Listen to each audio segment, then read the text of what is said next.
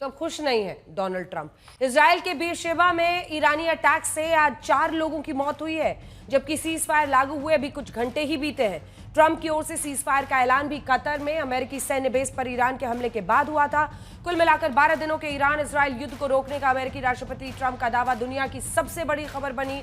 भले कल क्या हो शायद किसी को पता नहीं, इसीलिए आज हल्ला बोल का मुद्दा यह है, सीज फायर मंजूर, लेकिन क्या मिडिल ईस्ट में शांति अभी है दूर? पहले ये रिपोर्ट देखिए।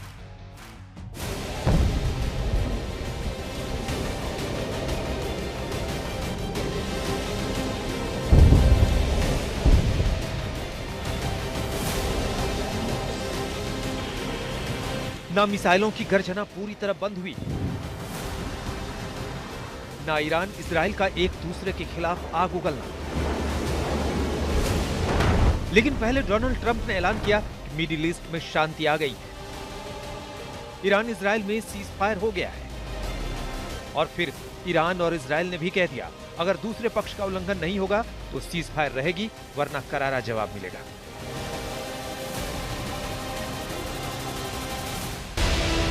इजराइल की ही तरह ईरान की सिक्योरिटी काउंसिल के बयान के मुताबिक अगर अब कोई आक्रमण हुआ तो इसका निर्णायक, कठोर और वक्त पर जवाब दिया जाएगा। ईरान की सुप्रीम काउंसिल ने इजराइल पर विजय पाने का भी दावा किया और कहा कि ईरान के जवाब की वजह से ही दुश्मन सीज फायर को मजबूर हुआ। सीज फायर उल्लंघन का आरोप लगा दिया है, लेकिन ईरान की सरकारी मीडिया ने उन आरोपों का खंडन किया कि सीज फायर के बाद ईरान ने मिसाइलें दागी हैं। इस पूरे घटनाक्रम के बीच ईरान और इजराइल के सीज फायर के लिए राजी होने के राष्ट्रपति डोनाल्ड ट्रंप के ऐलान के तरीके ने पूरी दुनिया को हैरान कर दिया है। अमेरिकी राष्ट्रपति ने पहले सोशल मीडिया पोस्ट पर लिखा कि इजराइल और ईरान दोनों उनके पास सीज फायर के लिए आए,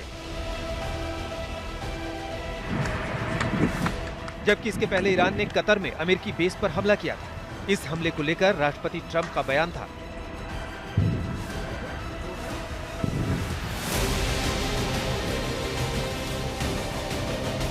परमाणु ठिकानों को नष्ट करने का ईरान ने आधिकारिक तौर पर बहुत कमजोर जवाब दिया है।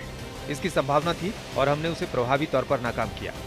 मैं ईरान को धन्यवाद देता हूं कि उन्होंने हमें पहले बता दिया, जिससे किसी की जान नहीं गई और कोई घायल नहीं हुआ। सवाल है कि ये संयोग है या कूटनीति।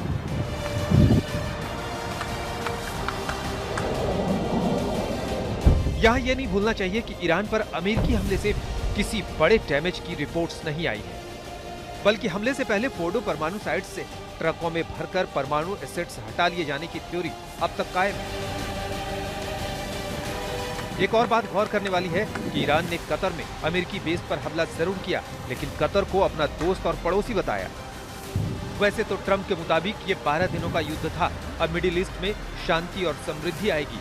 लेकिन मिडिल ईस्ट का ये संकट सीज फायर के ऐलान के बावजूद जस का तस बने रहने की आशंका बनी हुई है।